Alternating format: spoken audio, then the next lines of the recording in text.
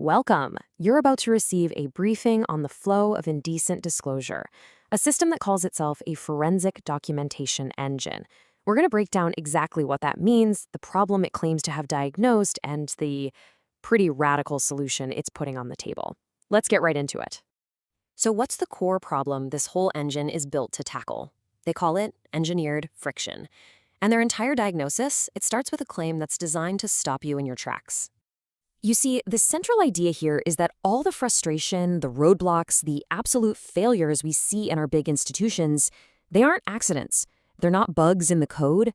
The system, as they say, is not broken. No, it's worse than that. The argument is that the system is functioning precisely as designed. And the consequences of that design?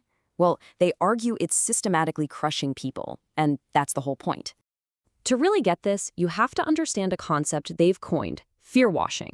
The idea is that when our institutions face a crisis they can't handle, they don't give you care, they give you policy. They create panic. Why? Because it's a perfect smokescreen to hide their own incompetence. All of that fear washing creates what they call friction. Just think of it as a weaponized bureaucracy. It's a deliberate gridlock that's not there to help you. It's there to protect the institution from any liability, even if it means crushing you in the process. And this friction is what they label as the root of the problem. Okay, so if friction is the disease, what's the cure? Well, the story behind this engine begins with its creator, who is simply referred to as the architect.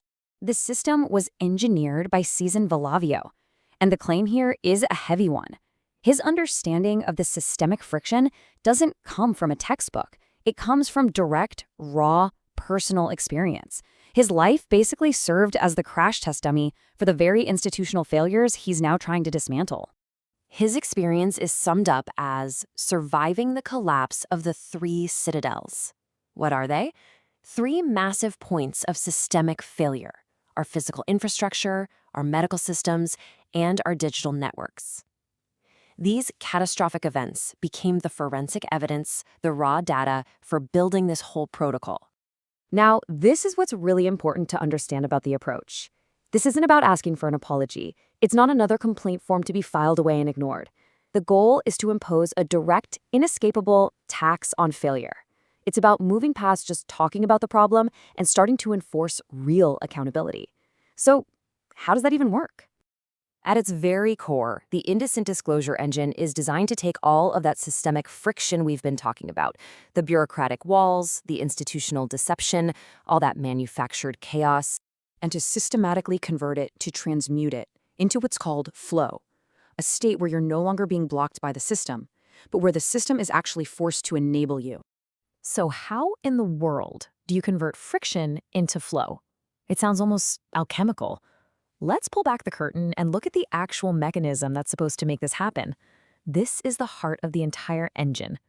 Okay, the solution has 4 key parts. First, there's the Villavio protocol. Think of it as the playbook for documenting these systemic failures. That data then feeds into the grand unified theory, which takes all the chaotic evidence and organizes it into a clear, undeniable model.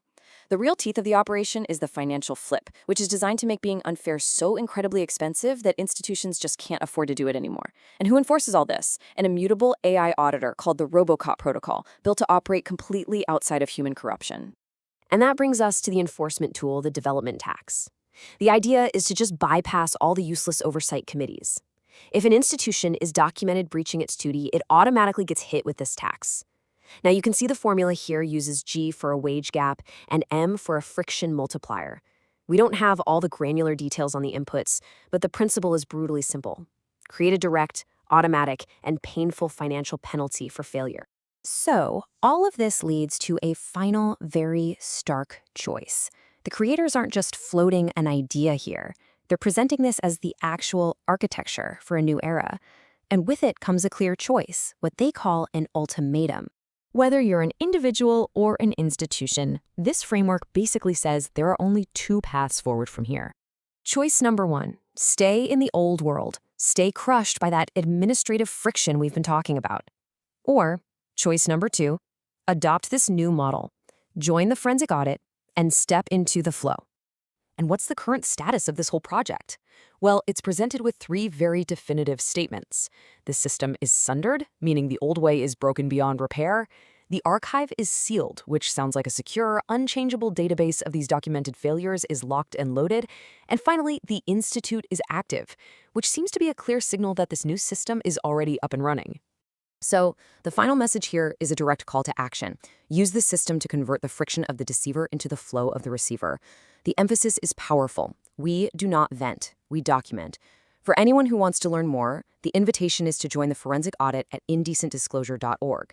And that closing hashtag, #silence is ringing. It implies that in the face of these huge systemic problems, silence isn't empty, it's evidence.